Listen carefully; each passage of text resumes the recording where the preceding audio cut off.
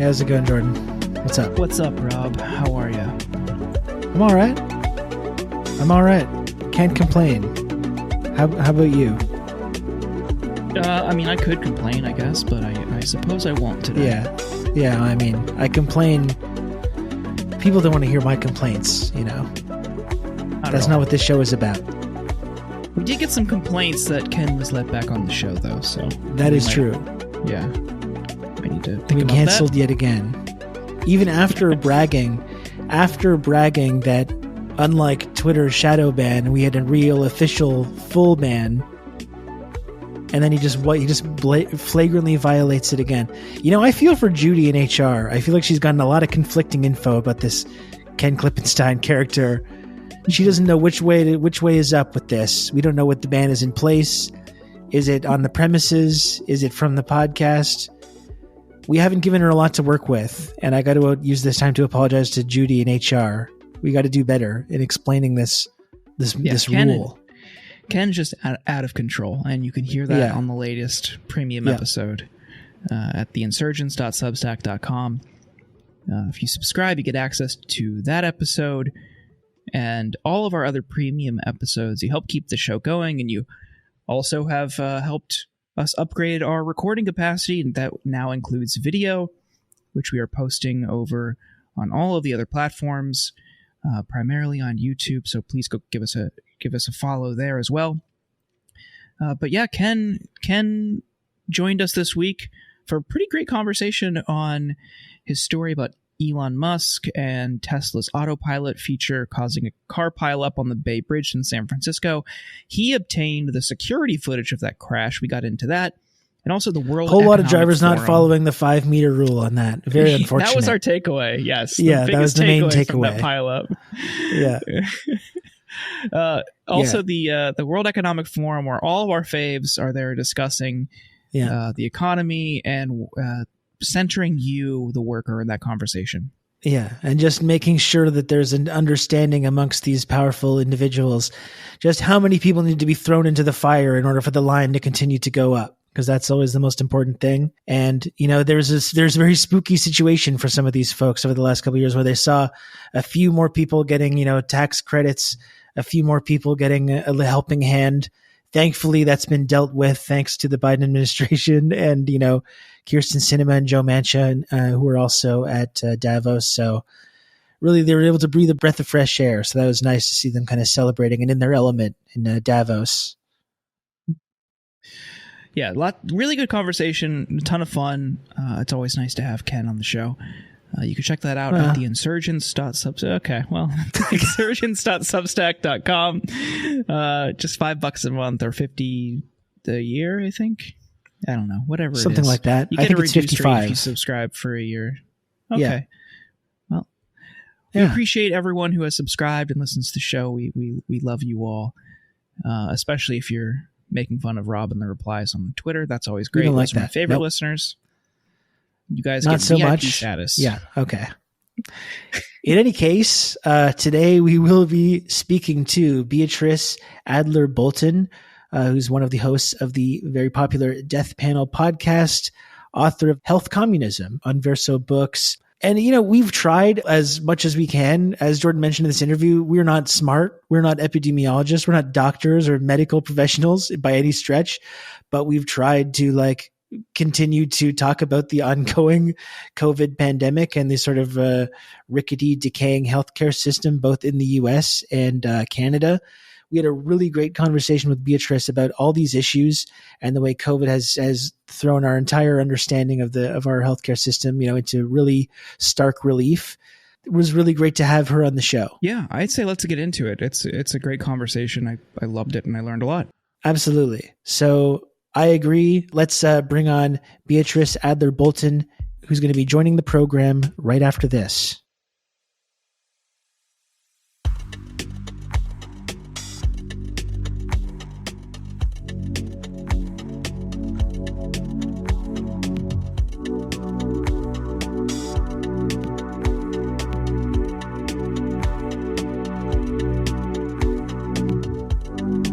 And now we're joined by Beatrice Adler-Bolton, author of the new book, Health Communism, and co-host of the Death Panel podcast, which is wildly popular. Go check it out. Beatrice, or B, how's your day going? How are you? I'm good, thanks. My day's going good. It's been a long 3 years covering COVID, and, you know, the longer we do it, the more used to it I get. So we've got some really good episodes coming out this week, and I feel like for the first time in a long time, despite how bad the discourse is, we're not so much on the back foot when it comes to COVID as we have been for months now. That is encouraging. Yeah, it's been a long time now covering this story. Like, we didn't set out to cover this. We started the podcast right around the time that the pandemic started, so it kind of inadvertently became a COVID podcast. But yeah, it's been a long road that's led us to this point. It's been fascinating and demoralizing watching it play out. So that's why I'm hoping you can inject us with some of that optimism, because sometimes we're lacking with that when it comes to COVID and also other issues. So B, before we get into the book, the podcast, where we're at with COVID, this new variant, and some of the major players on the national level in the COVID conversation, we want to ask you a pretty tough question that we ask everybody, just to understand who we're dealing with and who we're talking to. So we've asked everybody, and now it's your turn. B, are you a gamer? I would say I'm adjacent, because I don't see so good, you know, like your listeners may not know this, but I have an autoimmune disease and it affects my vision. So I can't really play games anymore, but I do watch my partner and co-author Artie play games all of the time. And I'm really looking forward to the new Fire Emblem. So I feel like I totally observe counts. it. You know what I mean? It counts, it counts, but not technically a gamer. Yeah, it's not necessarily about playing games. It's more of the lifestyle. Like, are you part of that lifestyle? And if you are, then you're a gamer, you know? Yeah. We're a welcoming community. We're not gatekeeping games. No, we're not going to gatekeep. Gamekeep. Yeah. We got enough of that business. Has Artie played The Last of Us, and is that a series you two are watching? Yeah, we haven't watched the series yet, but I mean, honestly, that game is one that I've played, actually, because they put a lot of work into trying to figure out how blind people could play the game. So there's like a lot to mess around with in the accessibility controls. So yeah, no, I mean, it came out like yesterday or earlier this week? It started on Sunday, yeah. Yeah. Haven't caught it yet, though. It's tremendous. And since you've played the game, you'll not appreciate it. Yeah. No, not a miss at all. That's a relief. That's a relief. And the emotional beats that you remember hit just as hard as they do in the game, and it is absolutely brutal. But it's so good, worth checking out. Yeah. But let's get into more important topics. So you and Artie recently published your book, Health Communism. I've seen so many glowing reviews online. People really, really love it.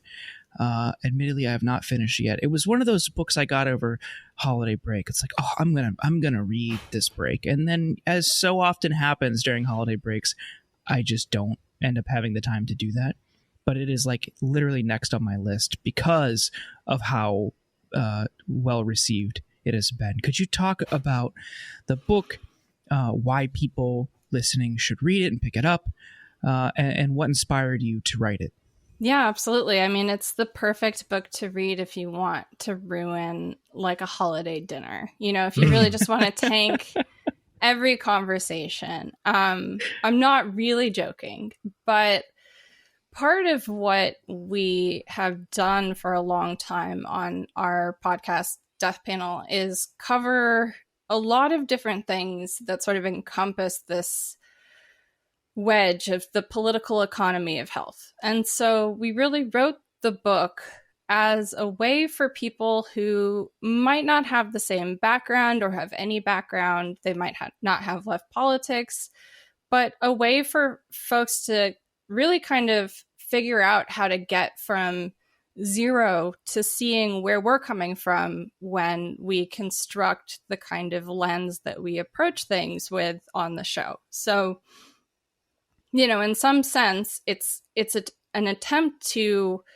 not only kind of like give the left a new angle and some new fuel when it comes to understanding how healthcare and health in general fit into our organizing and our political theory, but it's also in so many ways an attempt to name something that we really don't talk about, which is the current state of how we live and our kind of commodified, very, very complex system of health systems, right? That make up this vast multi-continent, multi-billion-dollar industry, right? That is incredibly central to not just things like the pandemic response or our own individual relationship to health or healthcare, but just to the broader concept of what we understand health to be in general. So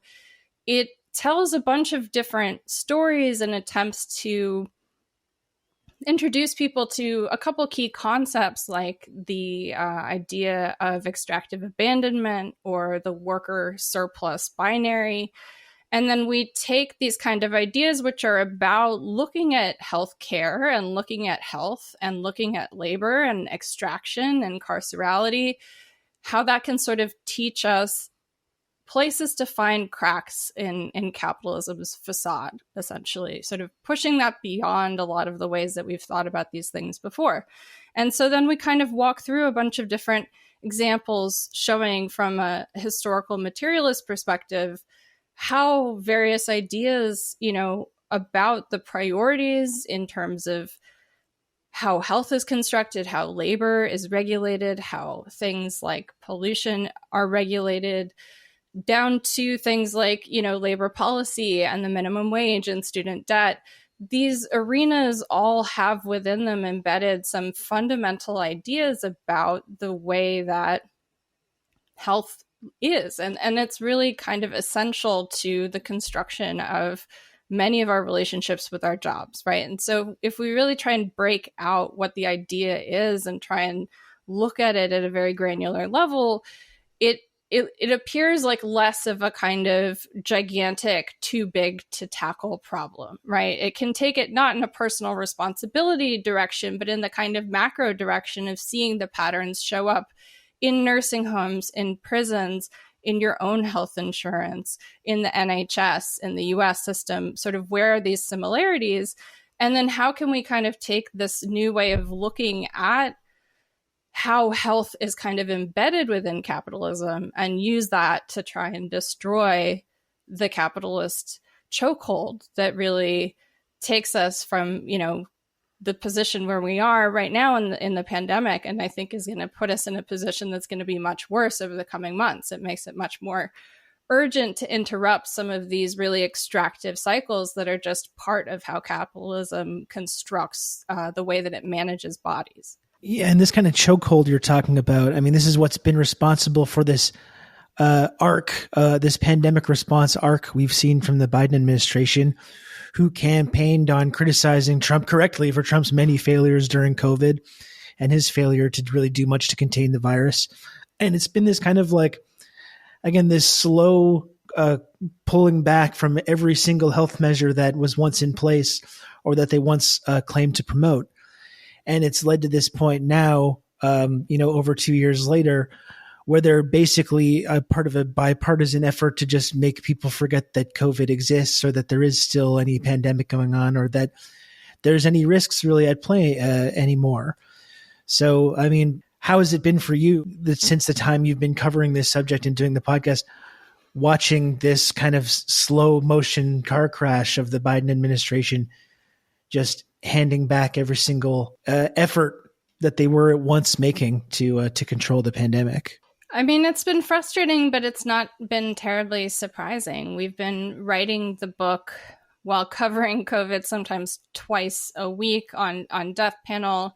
And Health Communism actually doesn't talk about COVID. It talks about COVID once in the introduction to essentially say that we don't want to exceptionalize COVID. We want to emphasize that the kind of lessons that can be learned from COVID are things that can be learned from the pre-existing political economy of health.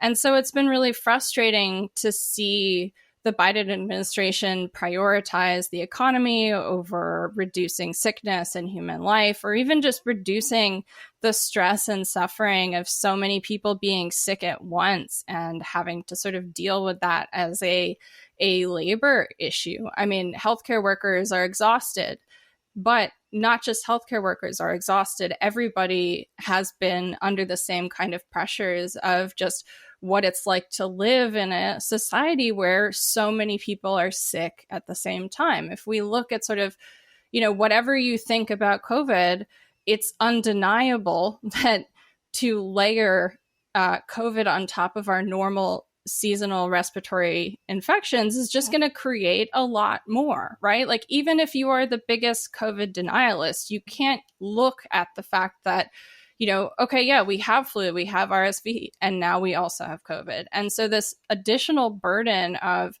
sickness is really taking systems that were already pushed to the point of really just stress and fracture and really honestly kind of breaking them. And it's been both kind of difficult and also almost reassuring to see the system work as it should, right? Like, we've made things leaner and leaner and leaner because we've wanted to make it cost effective. And we have these kind of ideas that, have dominated the way that we work for decades, the kind of neoliberal efficiency paradigm, right? And it's been really hard to see the Biden administration lean into that as thoroughly as they have, but also they're kind of proving our argument in the book right. They're kind of showing all their cards. They're not just saying the quiet part loud. I mean, the contradictions are on full display. Right. I mean, I just like from last week in the Washington Post, Ashish Jha, the White House COVID response coordinator, said, quote, "I am worried that we are going to have for years our health system being pretty dysfunctional. Not being able to take care of heart attack patients, not being able to take care of cancer patients, not being able to take care of the kid who's got appendicitis because we're going to be so overwhelmed with respiratory viruses for 3 or 4 months a year." Like, he is saying right then and there, what a really good solution to this problem would be, right? That he's laying out: Medicare for all. Let's increase hospital capacity. Let's do some central planning. Let's do some global central planning in terms of drug supplies. I mean, for God's sakes, we're running out of children's Tylenol left and right. Like, COVID is a fucking disaster, but it didn't have to be. There were decisions that could have been made very differently about how we wanted to manage resources, how we wanted to manage information, knowledge production, how we wanted to share risk.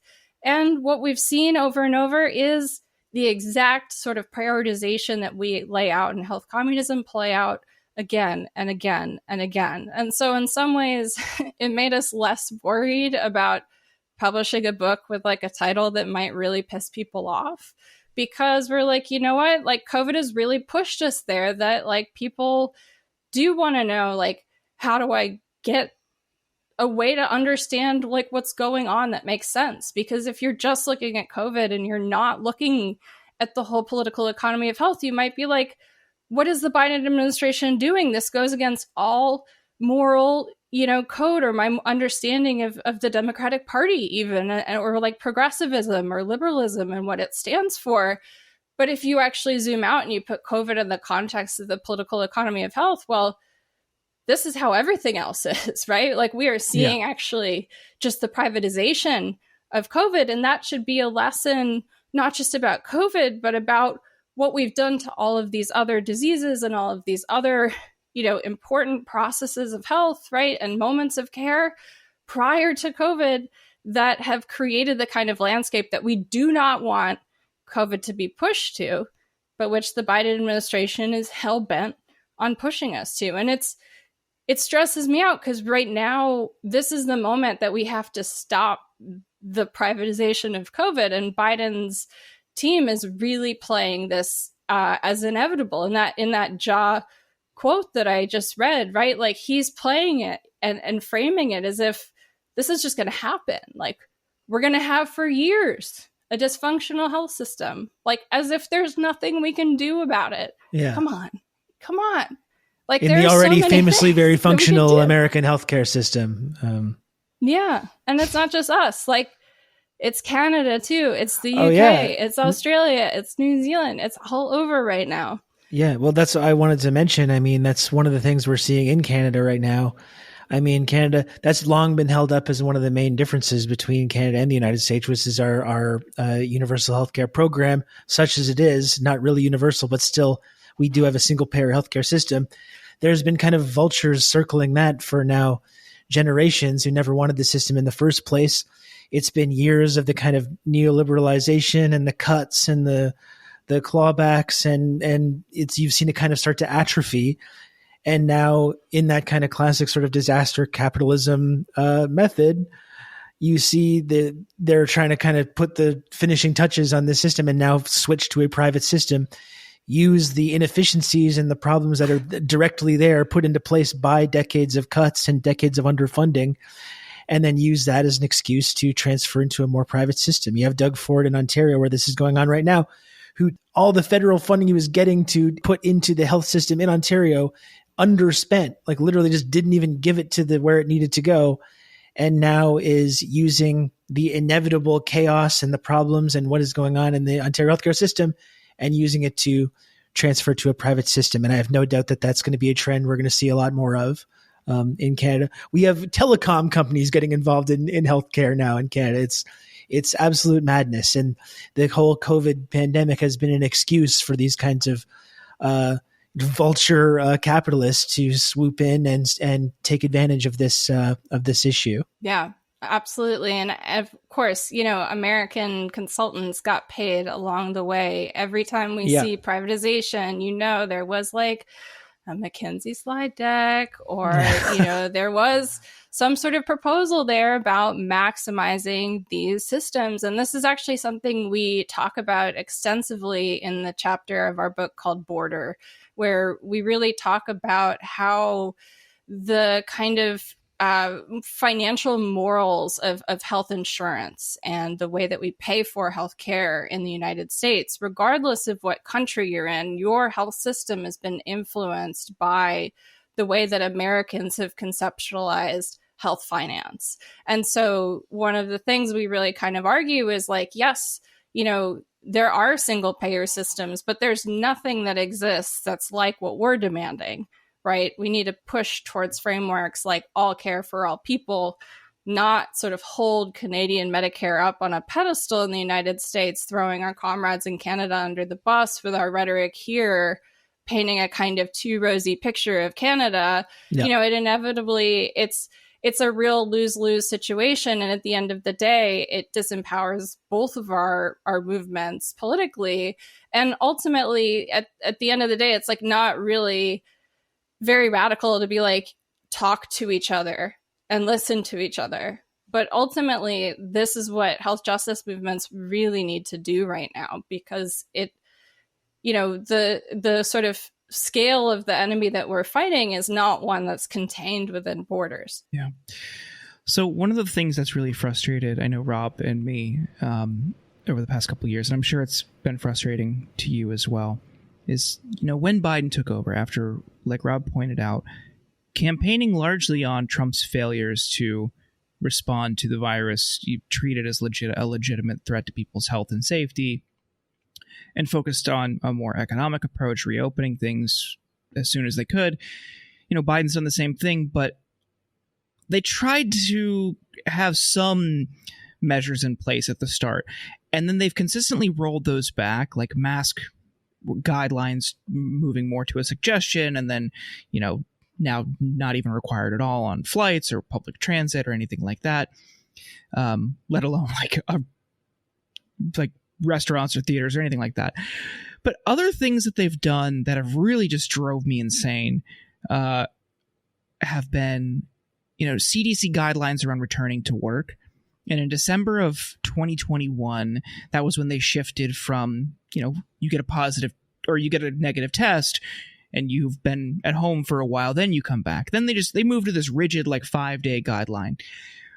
The reaction and defense from ostensibly liberal people defending that when people would criticize it and justifying it with so many of these things. Well, there's been new research, there's been new findings, the science has changed, all these types of things you see trotted out in defense of whatever the Biden administration does, which is ultimately a pro-business move. Getting people back to work sooner means, more productivity or whatever.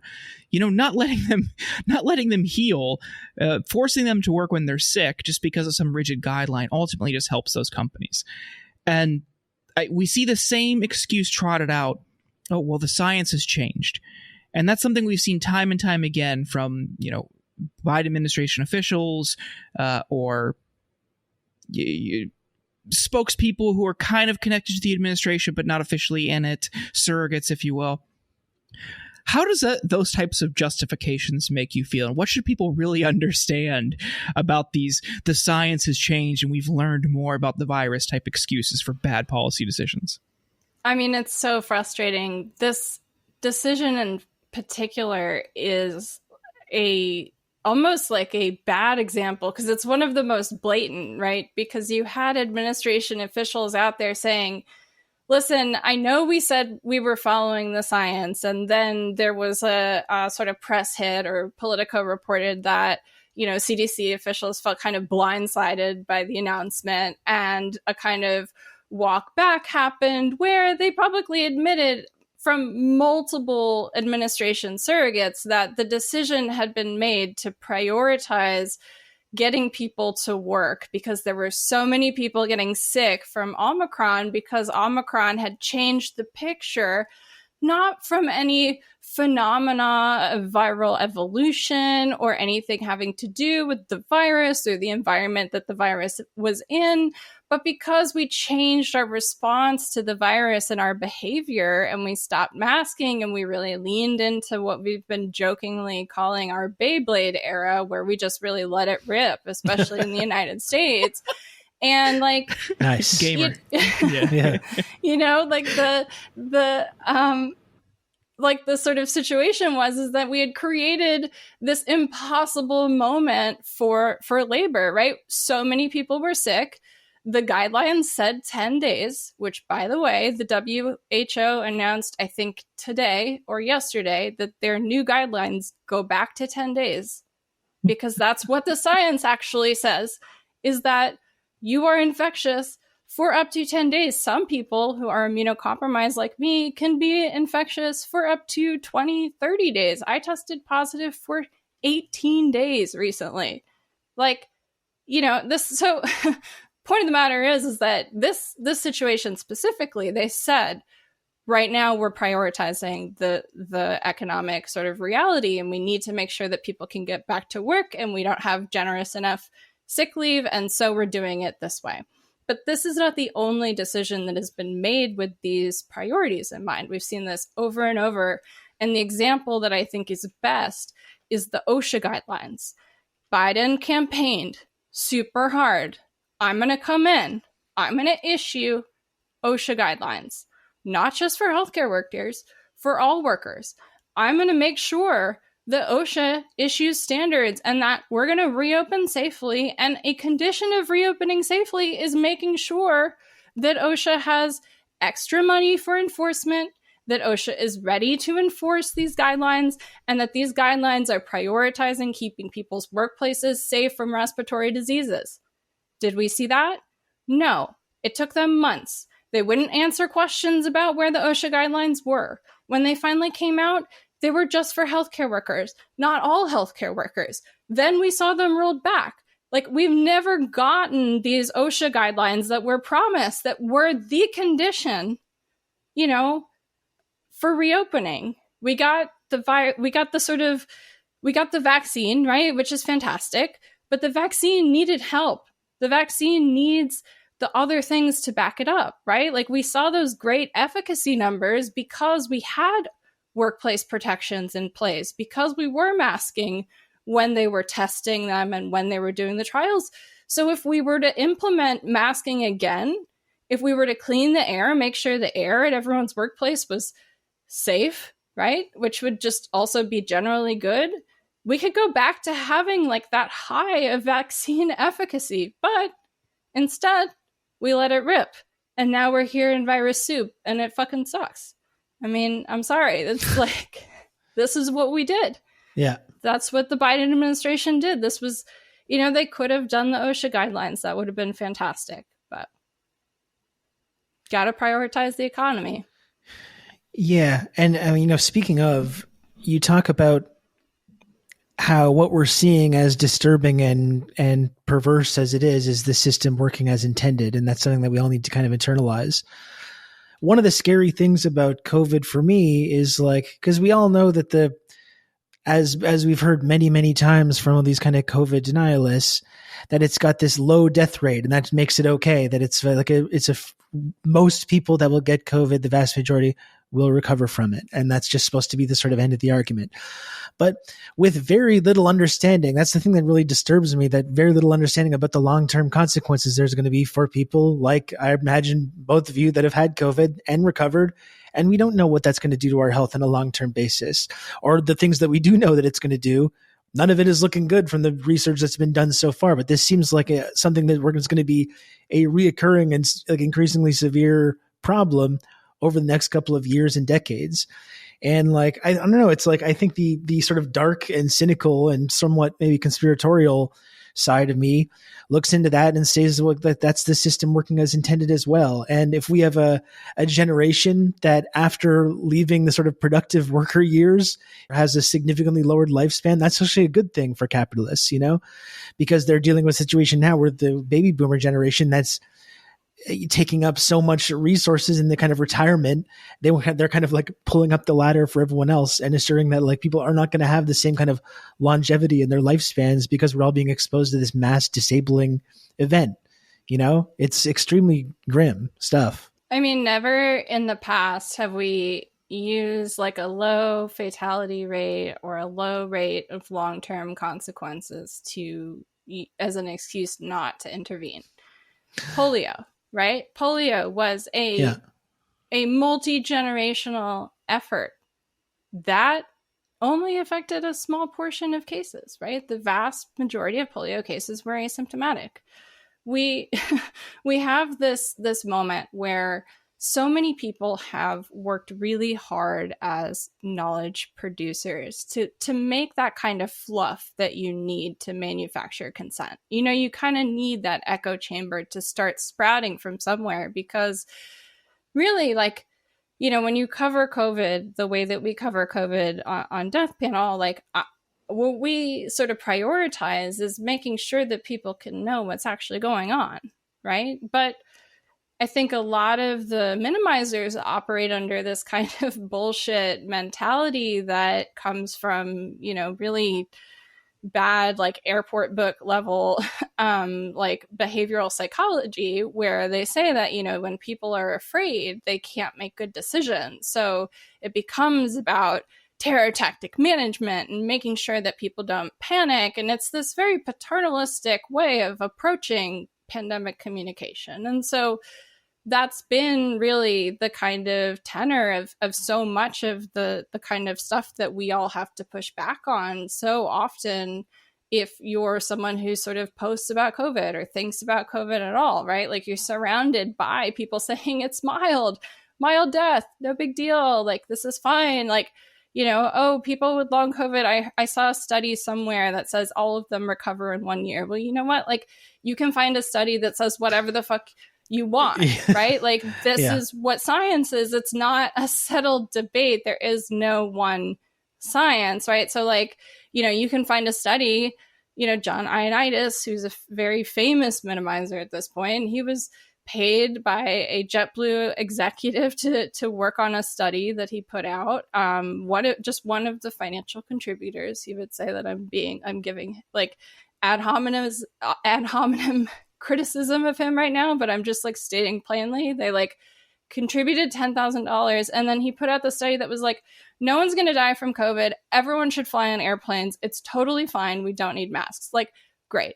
You know, this is good. And he put it out in like March of 2020, right? Like, you can find a study that says that chocolate will kill you, and you can find something that says chocolate will make you live forever, right? Like, having that kind of like data or that science has been used as a kind of cultural cachet in the process of manufacturing consent. And this is really what some of those key minimizers like Monica Gandhi, Vinay Prasad, Lena Wen really traffic in, is they have these kind of little nuggets, and they have these kind of little, you know, sound bites that are good, really good answers to like the question of like, well, there are a lot of people around me right now who are sick. Is this okay?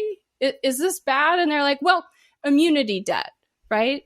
Immunity debt because of immunity debt. Or you're like, well, all of these kids are sick. No. It's good for kids to get COVID. It's fine, right? And really what it is it's telling people look away. But it's also, you know, it's not just paternalistic bullshit. Like, it has real world material biological consequences. And unfortunately, in capitalism, when people die, it's also profitable. I mean, when HIV/AIDS drugs got a little bit better and mortality rates got a little less, you know, staggering, funeral directors complained that they were going to miss the golden years of the early HIV/AIDS epidemic. You know, on the Biden administration's ledger, they don't think about death the way that we think about death. When people die, those are people to us, right? Like, at the federal level, it's on an actuarial balance sheet. I mean, that's CBO logic, you know? There aren't humans there. And that's ultimately what's been driving the pandemic response. And that's why it's so brutal, you know, and that's why it's been so hard. You know, one thing that's really been, I wouldn't say surprising, but just kind of appalling to watch over the past couple of weeks is as China somewhat eased its restrictions and cases started to increase in China, you saw a ton of people here call for travel restrictions on China. These are largely the same people who have spent the past 3 years minimizing the virus, saying it's not a big deal. Go out to your Applebee's. You're not wearing a mask. You're American for doing so. But now suddenly, and criticizing China's zero COVID policy simultaneously. Yeah.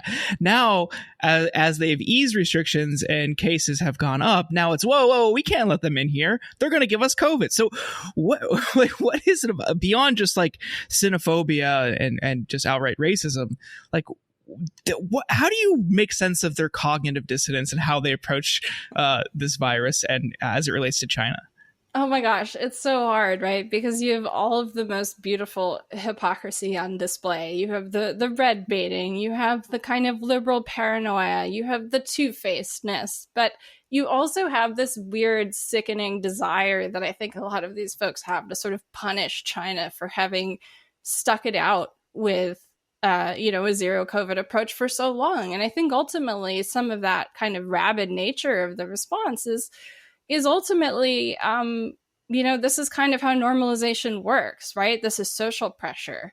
This is an attempt to sort of make anyone who might be considering a zero COVID strategy feel that, the political window on that has closed.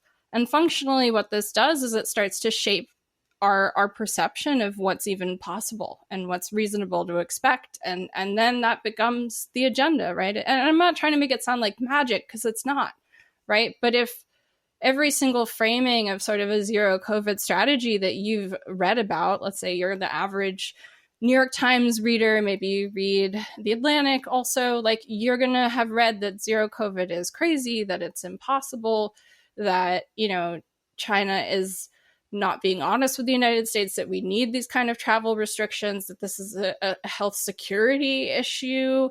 And, sort of what do you come away with? Well, maybe a perception of COVID that's really kind of terrifying in a kind of way of like thinking that COVID is now a priority of international security or something because China's lying. And I'm sure we're going to see the whole sort of where did the virus come from, origins question, like get turned back up in this context. But at the end of the day, like all of this kind of uncertainty and really kind of bad faith strawman framing of what China's been doing, and then sort of why they changed and even what the protests have been, everybody's been taking the situation on the ground and sort of using it to make their own COVID arguments over and over. And that's really what we've seen. And so many people, I think, who have been consistent commentators are really relishing kind of cheering the fact that the kind of last zero COVID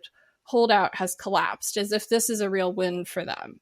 When unfortunately it's not a win when people get sick and die. Like I shouldn't have to say this, but like you shouldn't celebrate that, you know, but people do. And I think, you know, there's been talk as well that, you know, when you're talking about zero COVID, and the Chinese zero COVID policy, I mean, yes, it was about protecting people from the virus, but it was also about buying time so they could get their health system up to a point where they knew that it wouldn't collapse under the stress that this mass infection would create. I mean, it's a country of 1.4 billion people, which I think makes a lot more sense in that context as well. And that's the thing. I think if we're criticizing our system and the failures of the capitalist system, or successes, depending on what side you're looking at it from, as you're pointing out, it is important to take a look at these other systems and health systems that spring up in socialist societies and how they're different and how we can learn from them.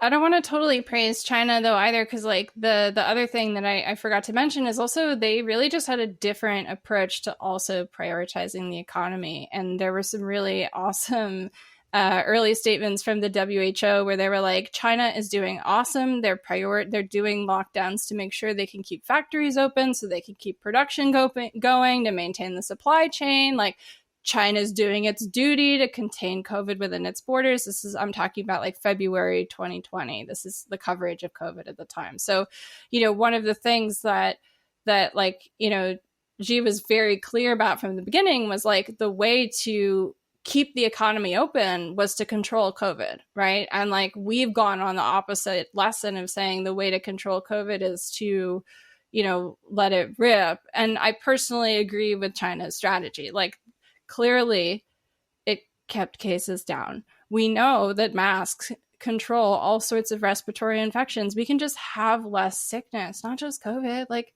yeah.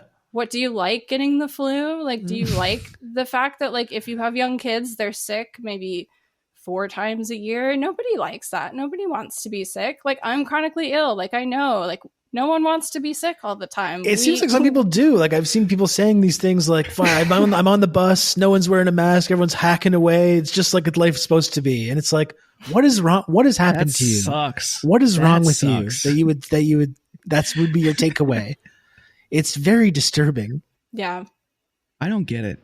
I hate being sick. And not that this is like some bold take, but just like, I'm still so confused why, like, at my gym, I'm the only person like ever wearing a mask, and I'm like, I always get these weird looks, and it's like, I don't want to get sick.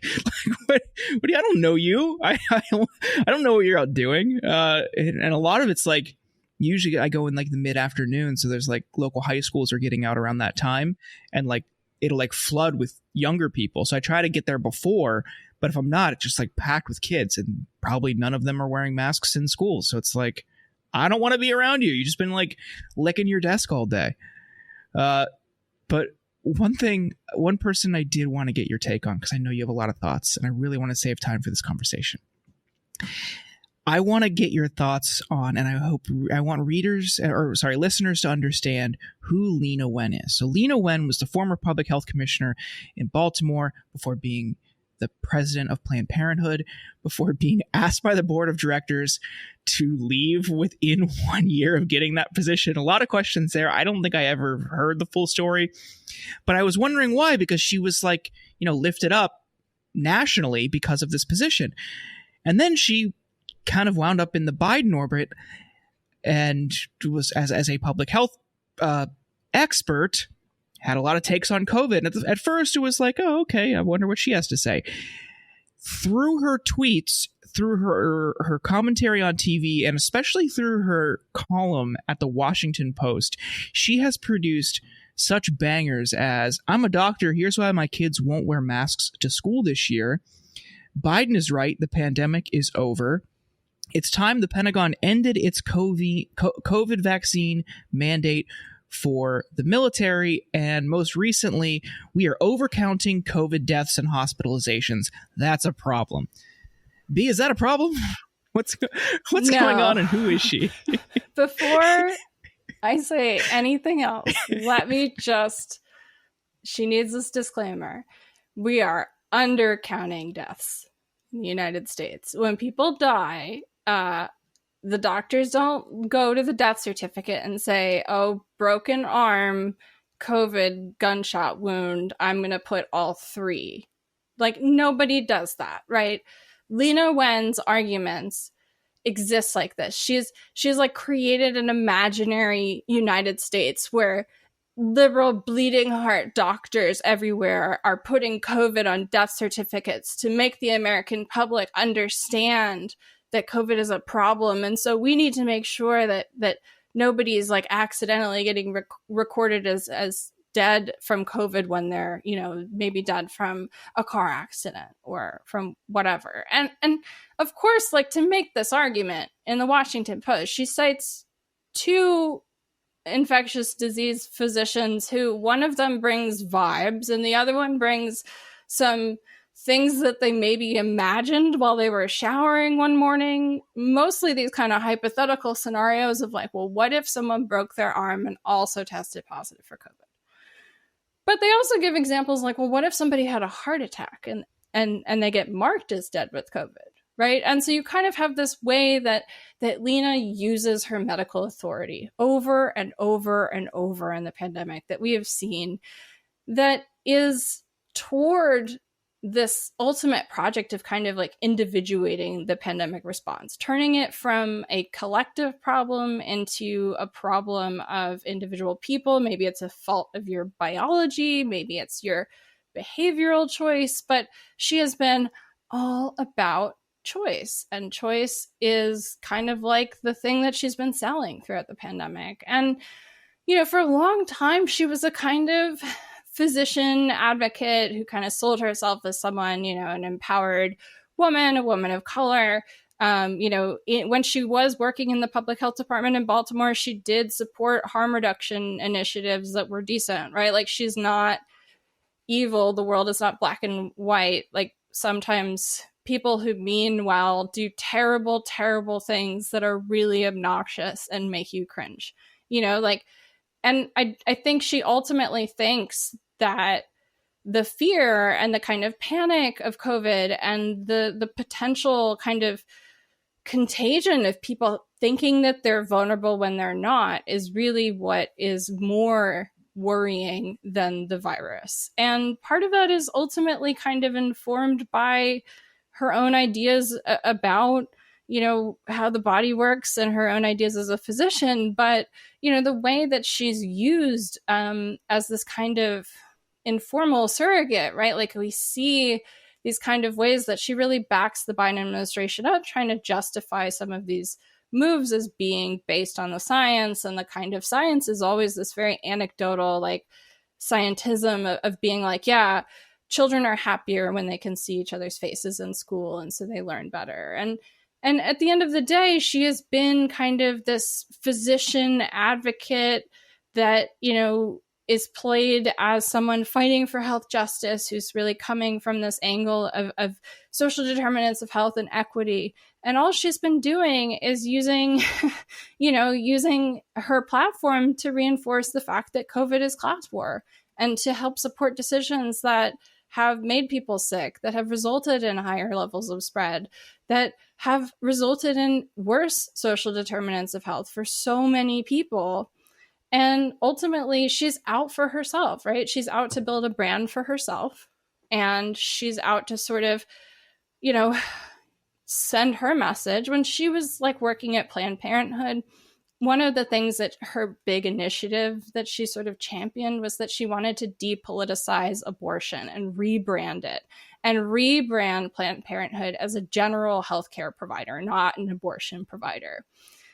Like, politically, I disagree with the idea of like pushing things under the rug to try and avoid them, right? But like, if that's your ideology and you sort of think that like, well, COVID's bad, but like what's worse is a lot of people thinking they're sick when they're not. And this kind of idea of there being malingerers or people with long COVID sort of questioning the validity of the lived experience of long COVID, you know, we may see her change her mind. But ultimately, I think that like, if you look at her past work and if you look at this kind of way that she's advocated for things over and over, we've always seen the prioritization of like it being a problem of individuals and not one that's the fault of the federal government, not one that's the responsibility of the federal government. So when we see this kind of advocacy in the pandemic, like it's not only helping people understand, you know, like how the virus is affecting their lives and doing it incorrectly, but at the end of the day, it also creates the idea that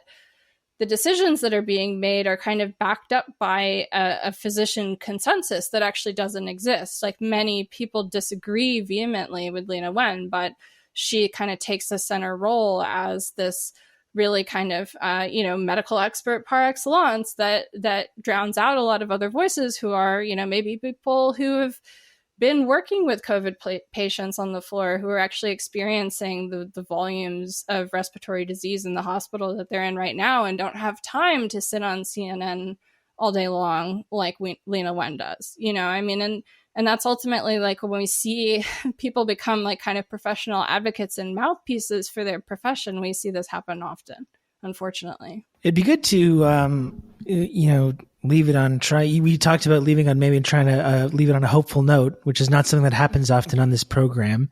Obviously, it's very dark if you're talking about the American healthcare system and the way it's responded to COVID. I think it's a really good point that you mentioned that it's been a sort of lesson in seeing this system work completely as intended. And as I mentioned earlier, we're seeing that in Canada and other places as well, as it's being used as sort of a cudgel to destroy what vestiges of a public system that we once had. But I mean, it's interesting how, your book's called Health Communism, and it's really interesting how I think for a lot of Americans and for socialist movements around the world, healthcare has been such a vital part of that. I'm inspired a lot by the Cuban Revolution and the way, building health clinics in the country and in these impoverished communities. And the Escom Bry was such a big part of the Cuban Revolution and why that became really popular with the actual, the poor people of Cuba that really had no access to these kinds of facilities prior to that. And the way Cuba, trains doctors and sends them around the world and sends them into the countryside, and how they have even a very poor country, a country that's under this constant blockade and threat, has managed to still put together what amounts to a pretty remarkable healthcare system, even with all the limitations and all the problems that they have. So when we're talking to, our movement in whether it's in the US or Canada or the West or whatever we want to call it, what have been your takeaways about how these things, how like the left should, such as it is, should approach this issue, and how we can use this issue to win political power?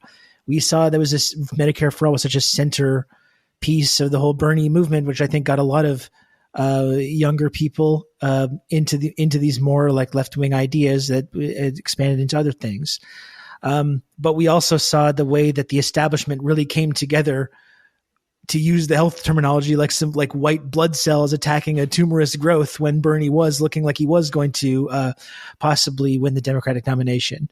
So given all these factors, how do you think people, in America or the West should be using healthcare to push for a more equitable economic system overall, where we decommodify these things and these industries that are vital for people's survival? Yeah, absolutely. I mean, I think, Medicare for All is something that we believe in a lot on Death Panel. We talk all the time about how it should be the floor and not the ceiling. And sometimes people mistake our critique of Medicare for All for not supporting it. So I want to just make absolutely clear that, like, I end every episode with Medicare for All now, solidarity forever, for a reason, right? Like, as a kind of organizing perspective, we've often approached the way that we've sold healthcare policies in the way that we understand healthcare policies, which is through this lens of the kind of individual perception of health, right? And this is something we talk about in the book, and sort of why we talk in early on in Health Communism about for example, kind of some of the early developments and some of the early rhetoric used against socialized medicine, because if you read the book, you'll start to notice echoes of things that you probably rhetorically battled with during the 2016 and the 2020 campaign. Like, we all, have seen these echoes of these same arguments over and over. And for many years, we've used similar arguments, like the idea of saying, well, Medicare for all is good because it'll save money, right? Or Medicare for all is a good decision because it's more efficient. And ultimately, I think what would be more advantageous was, rather than sort of positioning Medicare for all as something that is, maybe popular because it can onboard people to the left, maybe because it can be this politics of compromise, right? Because health does have this huge scale. And so, maybe we do need to still collaborate with insurance companies, and maybe it's okay to entertain those ideas. All that kind of discussion was something that was just a constant conversation on the left, right? We want to shut that down. We think there's an advantage to shutting that down, to say, you know what? People are afraid that socialized medicine is going to lead to socialism. So what? Maybe that's what we're actually advocating for over here. Maybe that's what we said that we've been advocating for here this whole time. Let's just sort of accept them red baiting us and move on, because ultimately Medicare for all was popular not because people were like, oh, I'm going to save money, right? Medicare for all was popular was because it offered people bargaining leverage. It took people who were divided by thousands of different private insurance plans, who are at the mercy of their employer. It took people who are union organizers, who have spent years fighting to maintain the smallest little benefit slices that they can as employers, like strip it back, right? Medicare for all was popular not because it's baby socialism, but because it's like taking the idea of the IWW and applying that to one avenue of health finance, right? It's like taking all of the people in the United States, and instead of having them be in, a bunch of different workplaces and a bunch of different unions, they're all in one union, right? They all bargain together. This is what Medicare for all could offer. We like to look back at lessons like the actual implementation of Medicare in the 60s to try and sort of inform our analysis. And when we tell people about this, people don't tend to actually kind of realize it happened. But one of the things that Medicare was able to do, and that was, again, a smaller bargaining pool. This was only older and disabled people who were being put on this plan, but they were still able to use that to desegregate hospitals in the South by saying, okay, we've made this big payer, desegregate, or we won't certify you as a payer, and we won't pay you, and you won't be part of the Medicare system. Like, this is why Medicare for all was popular, because people saw not just that they would have cheaper healthcare, which obviously everyone wants, but that because their healthcare could be a way for them to become a part of something. And it could be a way to not just transform the balance sheet at the end of the month about how much they paid for healthcare, but like transform their whole life, right? Transform the way they think about governance and the state and their role in the state and their role in democracy. And so these are the things that, like, as leftists, like, we want to do. We want to go beyond just rehearsing talking points and getting it right. Like, movements are messy, but ultimately we lose by playing respectable.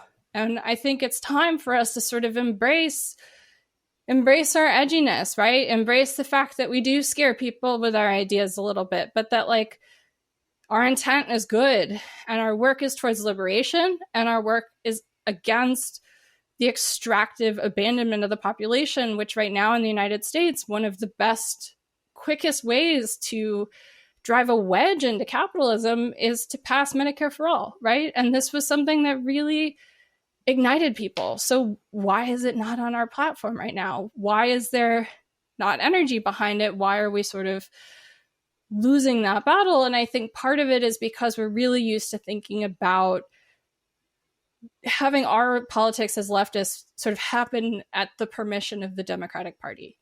And we hope that like our book and our show can help inspire people to trust their own analysis and trust their own actual experience of how they've been through the world as a worker, as a non-worker, as someone who's been exploited, extracted from, taken advantage of, neglected by the healthcare system, you know, regardless of what country you're in. These are the things that actually, like, I think we can build our analysis around and we can really embrace and try and move forward, because ultimately we're not going to win Medicare for all by like compromising with Pete Buttigieg on if we're going to do an 8 or a 10-year glide path to Medicare for all who want it. Like, that's not liberation, right? Like, that can't be our horizon. So let's trust ourselves to actually think a little bit bigger, a little bit more concrete. We don't need to have a plan, but we can have somewhere on the horizon that's as simple as Medicare for all. There's no fucking room for private insurance, and it has to include home and community-based long-term care. That is a step towards liberation to me. That creates a ton of leverage over pharmaceutical companies, pharmacies, pharmacy benefit managers, employers, hospitals, clinics, doctors, all of it. This is just one piece of legislation. You know, this is just one tiny piece of policy. Think of everything that we can do.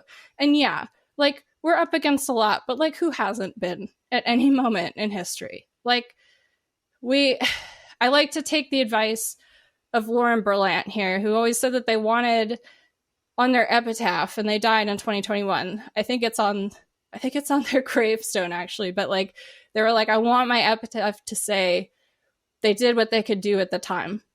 And like, that's what we actually have to do, right? Like, we have to do what we can with the time that we have. And we have to stop wasting time worrying about if we're going to sort of scare people by offering them a kind of way out of the way that they're used to thinking about politics, because that's ultimately what we're all here to do, and why we all sort of even give a shit about being on the left at all at the end of the day. I mean, it's not like people on the right seem to care all that much about scaring people with their genocidal rhetoric about immigrants or the LGBTQ community or disabled people. So I don't think it should stop us either. You're right. And I just wanted to say as well, just to quickly, that I think one interesting thing that came out of that fight push for Medicare for all and the Bernie campaigns, even though they weren't successful, is just how much widespread bipartisan hatred there are of these insurance companies and pharmaceutical companies. Like, people hate these companies. They hate this system. And it's just, that's a really potent way to organize people, even people that might not necessarily have always agreed with you. You know, people really don't like the system as it's set up. That's a wedge that you can use to bring people into our program. Absolutely. I mean, as my colleague and co-host Phil Rocco always says, it's not conspiracy, it's hegemony, actually. You know, this is not like some grand, like, pharma's not conspiring with Aetna to fuck you over. Like, yeah. Pharma and Aetna have been given permission to fuck you over by our systems of governance. That's what they're for. You know what I mean? It's like, and this is like what the left can do with that same critique, and offer like actual answers to people who have those same frustrations, who are coming from a perspective of like doom and nihilism and thinking this is some grand conspiracy, you know, to like put silicone chemicals into everyone through, like, I don't know, the vaccine or whatever the fuck. Like, it's something like that. So B, thank you so much for joining us. We really appreciate your time and your insight. This was a really great conversation. We're really happy you joined us. Where can people find your podcast, Death Panel, and where can they pick up the book, Health Communism? You can find us on any podcast platform by just searching Death Panel, or we're at Death Panel _ on most social media. And you can also find our bonus episodes at patreon.com/deathpanelpod. And yeah, if you want to check out Health Communism, pick it up from Verso, steal it, borrow it from a friend, request it from your local library. I don't care how you get it. Like, I just want to, I want you to read it, and I want to hear what you think. So... B, thank you so much for joining us. Thanks. It's been great. Really appreciate it. Hey everyone, thank you for listening to The Insurgents. If you want to subscribe to the show, you can find us on iTunes or Spotify or at Substack, theinsurgents.substack.com. You'll get the latest episodes delivered straight to your inbox as well as our newsletter. On Twitter, we are at InsurgentsPod. Tweet at us, harass Ken in our replies, and then send us your hate mail to theinsurgentspod@gmail.com. Thank you once again for listening.